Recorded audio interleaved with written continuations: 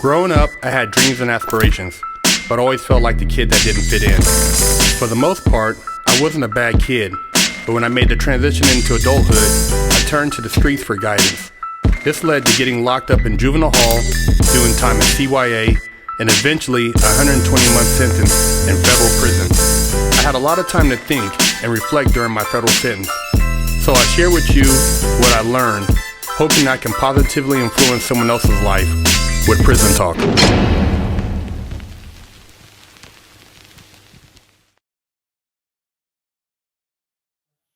What's up, everybody?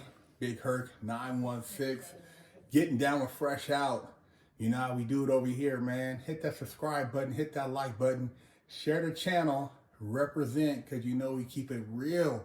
And we got a really big interview for you guys today, something special. I got my man here, Dre Dukes. What's going on with you? Hey, he's got a hell of a story, and you know, we're gonna get into it, man. This man right here was Eminem's first bodyguard, and was there from day one, and we're gonna get his story on how he became Eminem's bodyguard. So, Dre, tell the people a little bit about how that came about, and you know, where it went from there. Well, coming up in Detroit, on the east side of Detroit, known name from the streets, you know, Dre Dukes, brothers, big family. So I was fresh out of prison. Proof was a homeboy of mine, real good friend of mine. So, you know, being gone like seven and a half at that time, fresh out there, just signed a record deal, you know, I didn't know what the hell was going on. So I come home, I hit the block, you know, so I got the car, big as hell, swole, you know. He saw me, you know, he know my name, he know who I am. As a matter of fact, I think I took Proof on his first stick up as kids, you know what I mean? So fresh out, he snatched me up, you know, he said, you going with me? You know, I was fresh out, man. As a matter of fact, it was like my second day home from prison, you know. I said, man, my wife ain't gonna let me go, you know, on no tour with you, you know. He said, yeah, I'm gonna go ask him myself. And he did just that, you know, he came, pulled up at the house, went in there and told my wife, hey, taking him on tour with me. You know, she looked at me. My wife said, you ain't never left the city of Detroit. Go.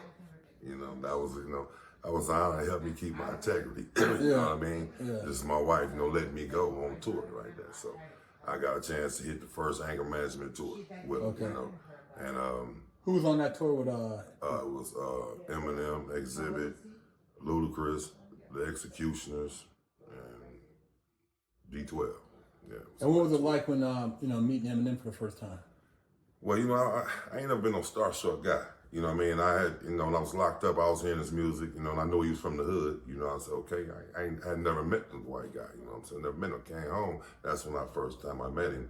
It was when we had flew from out of Detroit we flew from Detroit to Chicago, so we did this. Oh, okay. You know what I mean? So we're in the air out there. So that's when I had a chance, first time I ended up meeting him. But, you know, he knew of me. Mm-hmm, you know, I didn't know, you know, I knew who he was from his music. He knew who I was from his music.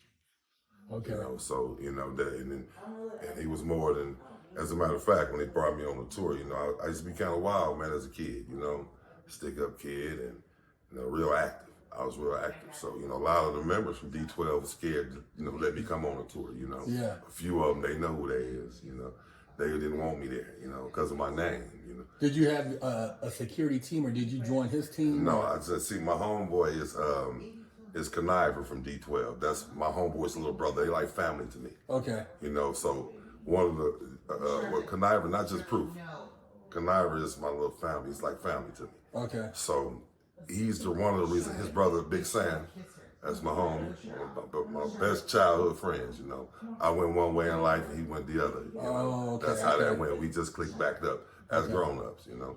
But he the one tied it for me to come. You know, Proof was like, yeah, I want him to come, so y'all, whatever y'all gotta do, make sure he come. Okay. And I jumped on Big Homie, he had a little security team. I jumped on his team, but, you know. And so, and that was kind of hard, believe it or not, and to go on a tour, you know, because the music industry is different. You know, I'm a street nigga. I mean, I grew up in the streets. I play different type of integrity. Different type of environment. You know what I mean? You got me on tour. It's rules to protecting y'all. You know, and that was kind of hard. You know, it was new to me. You know what I mean? To tell me, hey, stand here and don't make sure they don't do, you know, I'm like, hey, break this down to me. I'm here to protect these cats, right? Yeah, okay, well, let me protect them, you know, and there's shouldn't be no rules to it. And then, to make a long story short, it's kind of hard to have a real motherfucker from the street doing security with rules. You know what I'm saying? That don't mix. You know what I mean? Because security with rules is soft as hell. That's why a lot of them cats getting squoze. You know, then a lot of guys now going to, they lean more towards doing security. Get your homies.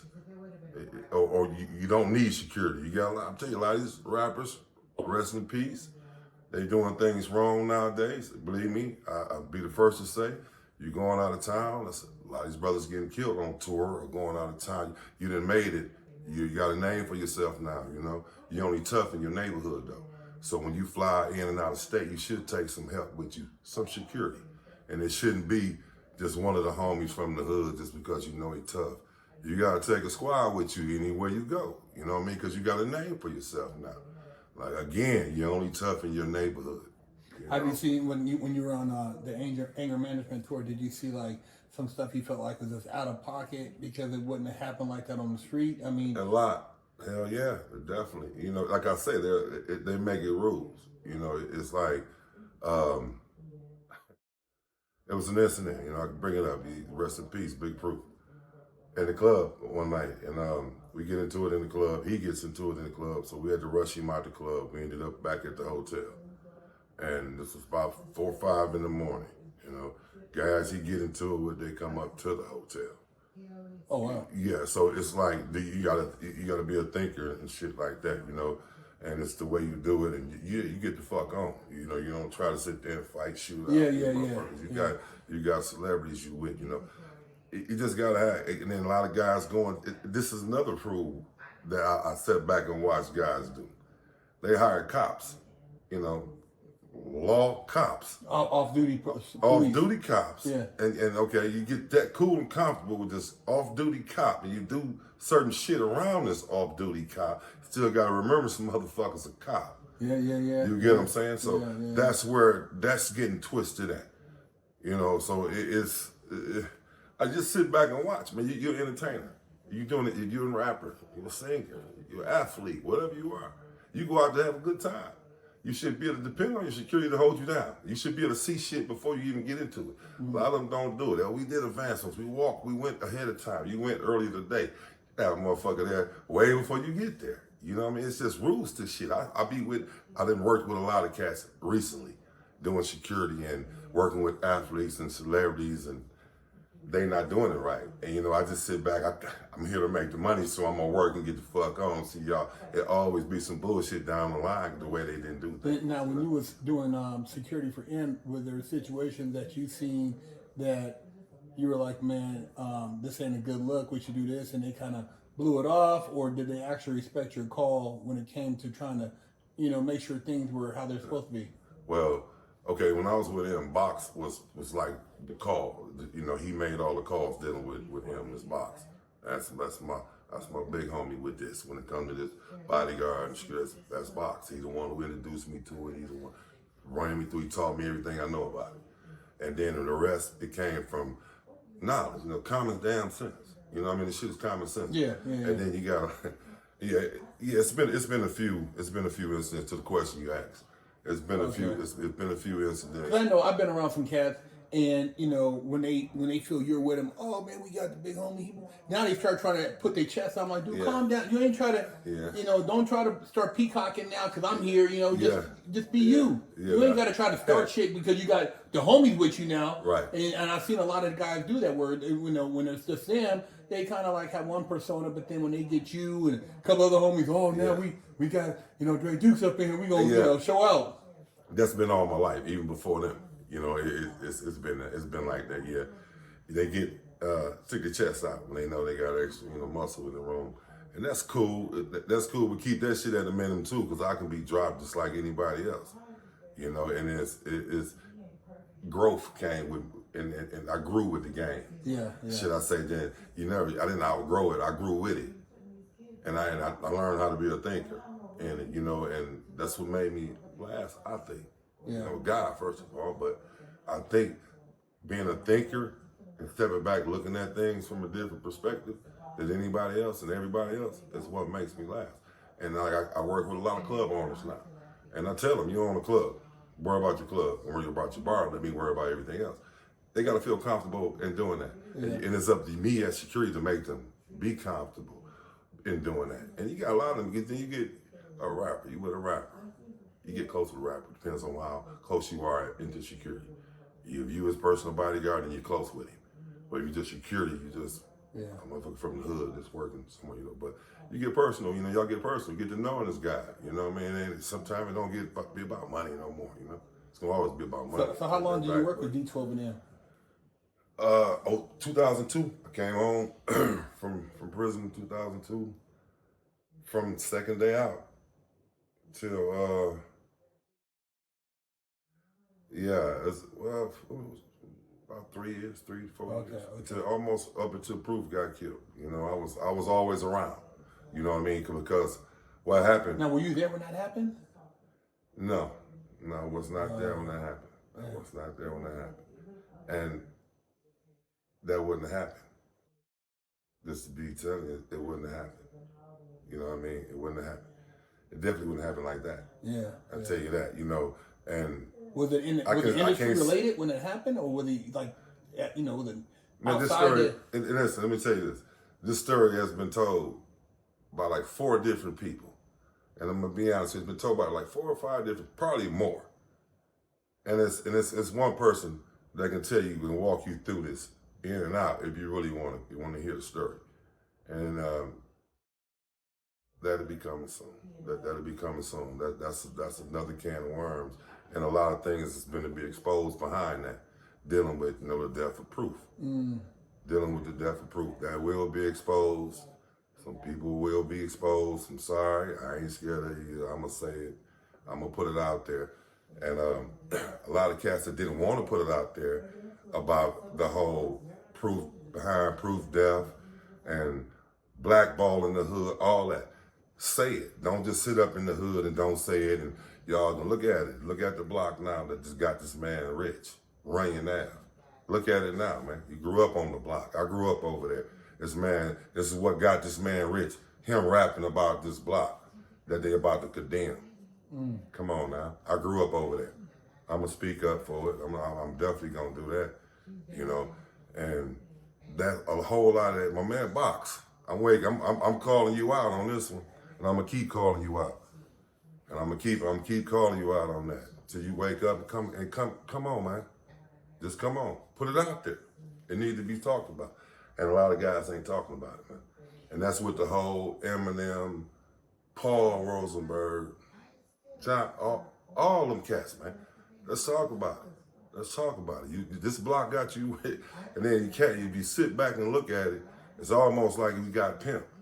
Did anybody else come up? I mean, as far as I know, shit, Eminem made a lot of people a lot of money, but how many of the homies actually came up with that? You got who came up? I got to tell you, Von, he's still doing his thing. Swifty McBay, y'all guys doing your thing. Royce the 5'9", Royce the 5, he's still doing your thing. He's spitting, you know. You got they still the cats that can hold on, you know. I guess MC things in a different view, you know. I can see it that he's looking at it like, well, you know what? That was my homie. He dead and gone. I'm gonna look out for a few of his siblings and whatever. And I'm moving on. I ain't gotta look out for everybody he was looking out for when he was living. Yeah. You know what I'm saying? And you know, you got a group. You looking at. I don't know what you're doing for the group. That ain't my business. You know what I'm saying? Do something for the block. That's all I'm talking about. You know, because you was a big influence on a lot that happened to the block by you rapping about the block. You know what I'm saying? Only person prosper from you rapping about the block too. I got shot. I've been shot 5 times, man. I got hit on that block with an AK-47, close range. You know, and to see you, I didn't get rich off getting shot, but you got rich off rapping about me getting shot. You, Bizarre, all of you, y'all rap about me, y'all put my name in y'all music. I ain't getting no money for that. You know what I mean? But you sold your records from me. And I ain't asking for no money, I'm just finna expose you. Because being on tour as a real motherfucker made me feel like I was soft, especially when Suge was two-weighing motherfuckers and making them pay and shit, you know what I mean? And when y'all came to me with that shit, bro, When Suge two-way Paul Rosenberg's soft ass and told him to pay to do the West Coast. When y'all called us all in the tour bus and asked me what the fuck y'all think we should do. My response was this. We fly private, get some more homies out the hood, come on out here, let's do the West Coast and get the fuck on, and don't even respond to the shit. You know what? Shaking down? What? Nigga, them niggas put their tail between their legs. So how you think I felt the rest of the tour? I mean, just as a real motherfucker. You get what I'm saying? I'm a real motherfucker. I die for that, dog. Y'all, you're not squeezing me. I owe you shit. But, and then that kind of, not to contradict what I say about tapping in, when you pull up in people in other cat states, you have to tap in. Not meaning you got to go pay no motherfucker. You know what I mean? You ain't squeezing me. You ain't doing none of that. I mean, if I'm going to Chicago and I know I'm over on the south side, I'm in the Wild Wild Hunters, I'm going to go tap into them cats. I mean, I got a show coming in y'all time. Ooh, we gonna set it up. I'm going to do all that out of respect. You know what I'm saying? I'm tapping in. Not paying you, motherfucker. I ain't paying you shit. Unless I feel like throwing you something. I feel like y'all looked out and showed that much love when we came. Yeah, I'm a look out. You know what I mean? That ain't being squoze. That ain't being squoze. That's just paying homage, homie. You know what I mean? Yeah. That's just being real. But cats out here, y'all rapping, y'all doing this, y'all talking this. Been in the penitentiary. Man shot me. I be hearing that shit, man. I be like, this nigga ain't never been in no penitentiary. Ain't never been shot. But it's what's selling. I ain't mad at you. I ain't knocking your hustle. Do your thing, man. But it's influencing a whole lot of kids nowadays, man. A whole lot of babies. And what I'm built on, I gotta say, the 6-month pull-up podcast is coming your way. We will be pulling up on a lot of cats, interviewing them on their first day out, tapping back in with them 6 months down the line to see where they at and they walk. 6 months out of prison, first 6 months out of prison is crucial, especially after doing 20, 25 years, man. These cats I know that's coming home lately in the Michigan Department of Correction anyway, they're coming home after doing 20 years, 25, 30. When they left, they had a 79 Cuddy. They coming home to a Tesla.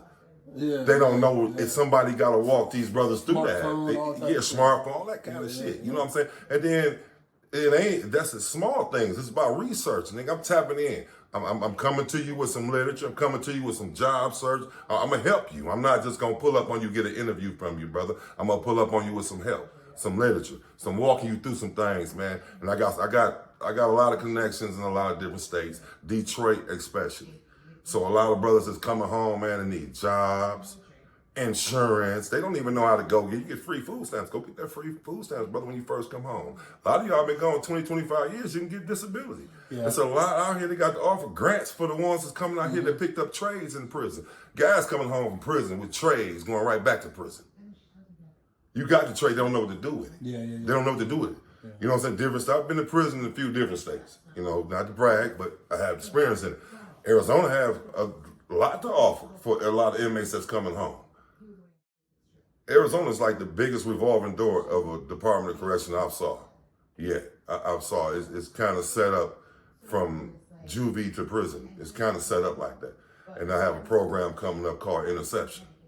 Well, I'm intercept that juvenile to prison thing. I'm intercept that. Now, if we can catch them right there when they fresh out of juvenile, because that's crucial. That's a crucial point in your life. I remember my juvenile days, man, and I can clearly remember. I got in. I went to a meeting, and they had a guy there speaking. I'll never forget. I think I was like 14, man, 13, 14, something. I got caught in a stolen car, high-speed chase. Mama tried to get me out of jail. Sit your ass there for a minute. So I'm sitting there, and I go listen to this guy. I'll never forget his name. His name was Fancy Game. The real name was Harold Montgomery, rest in peace. And he told his story, man, and he glorified that shit. So I remember vividly, like it was yesterday. And I wanted to be just like that. I wanted to be just like Harold Montgomery. Yeah, juvenile hall. So it was a crucial time in my life. So when I tell my story, I don't glorify it. I never talk about shit I had, shit I got, none of that. You know, because I'm 52 years old. So I got a lot. I had a long life. I had a good life. I'm blessed. My life is my blessing is my testimony. My testimony is my blessing, should I say. You know, my testimony is what got me here, man. My journey is what made me who I am now. I wouldn't change none of it. You know, people, would you change this? Would you do it different? No, because I don't want to. Your life is your journey, man. Everybody has a journey. It's your journey, man. And everybody in a rush to get to their destination. But it's never the destination that matters. It's the journey that you took to get to your destination. And we're going to get into some more stories, too. Yeah. So make sure you guys subscribe, hit that like button. Big Herc 916, fresh out, getting down with Dre Dukes. All day.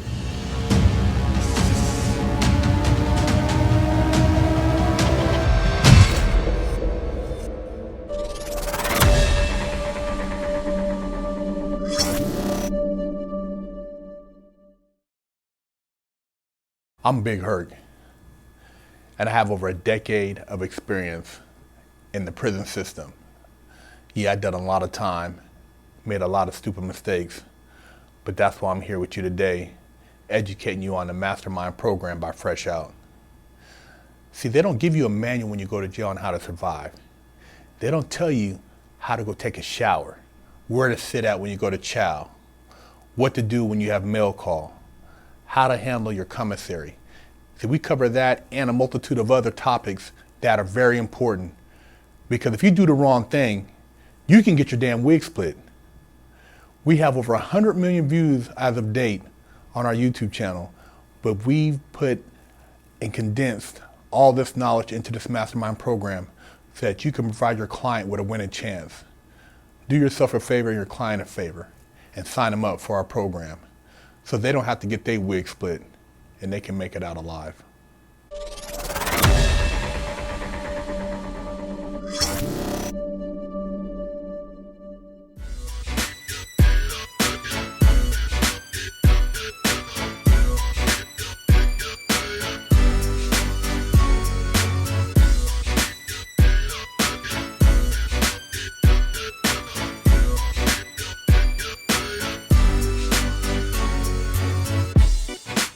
Lockdown's over. Get your yard time in. Exclusively at FreshOutSeries.com. Hello, my name is Big Herc 916, and I'm from the Wash Your Ass Committee, and I'm here to help you clean your booty hole. So I have some scents here that I would like to share with you. I have Festival, I have Butt Naked Scrub, I have some oatmeal milk and honey, I have Jamaican Me Crazy Festival.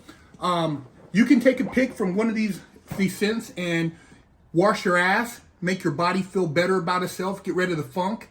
And I would like to make sure I can give you a good deal, so let me know. Go to FreshOutSeries.com, pick you up a bar, and please wash your ass.